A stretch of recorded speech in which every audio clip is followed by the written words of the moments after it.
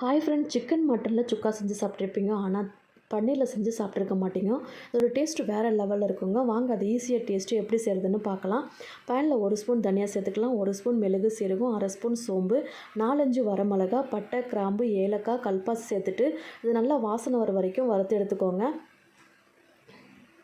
இதை ஆற வச்சுட்டு மிக்ஸி சாரில் சேர்த்துக்கோங்க. கொஞ்சமாக தண்ணி சேர்த்துட்டு இது நல்லா பேஸ்ட்டாக அரைச்சி எடுத்துக்கலாம். இது ஓரமாக இருக்கட்டும். பேனில் பட்டர் சேர்த்துட்டு கட் பண்ணி வச்ச பன்னீர், மஞ்சள் பொடி சேர்த்துட்டு நல்லா ஃப்ரை பண்ணிக்கோங்க. ஃப்ரை பண்ணிவிட்டு ஒரு பிளேட்டில் மாற்றிக்கோங்க. அதே பேனில் 2 பச்சை மிளகாய் பொடிசாக கட் பண்ணி வச்ச வெங்காயத்தை சேர்த்துட்டு நல்லா ஃப்ரை பண்ணிக்கோங்க. கொஞ்சமாக இஞ்சி பூண்டு பேஸ்ட்டு சேர்த்துக்கலாம்.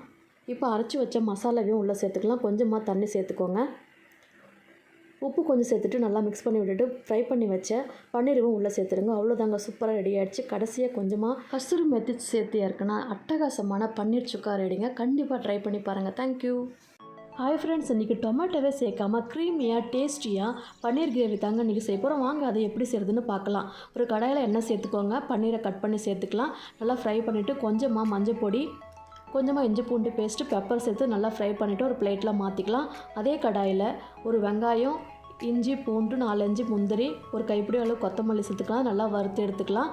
இதை இப்போ ஒரு மிக்ஸி சாரில் சேர்த்துக்கலாம். 2 ஸ்பூன் தயிர், 1 spoon chilli powder, garam masala, மஞ்சள் பொடி, ஜீரக பொடி சேர்த்து இது நல்லா பேஸ்ட்டாக அரைச்சி எடுத்துக்கலாம். பாருங்கள், நல்லா கமகமான மசாலா ரெடி ஆகிடுச்சு. இது அப்படியே ஓரமாக இருக்கட்டும். அதே பேனில் கொஞ்சம் பட்டர் சேர்த்துக்கலாம். நம்ம அரைச்சி வச்ச மசாலா சேர்த்து நல்லா கலரி விட்டுக்கலாம். கொஞ்சமாக பட்டாணி சேர்த்துக்கலாம். நல்லா வதங்கி வரட்டும். இப்போ நம்ம ஃப்ரை பண்ணி வச்ச பன்னீரமே சேர்த்துக்கலாம். கொஞ்சமாக தண்ணி சேர்த்துக்கலாம். இப்போ கொஞ்சமாக கஸ்தூரி மெத்தி சேர்த்து எடுத்த செம்மையான க்ரீமியாக ரெடி ஆகிடுச்சு பாருங்கள், டேஸ்டியாக.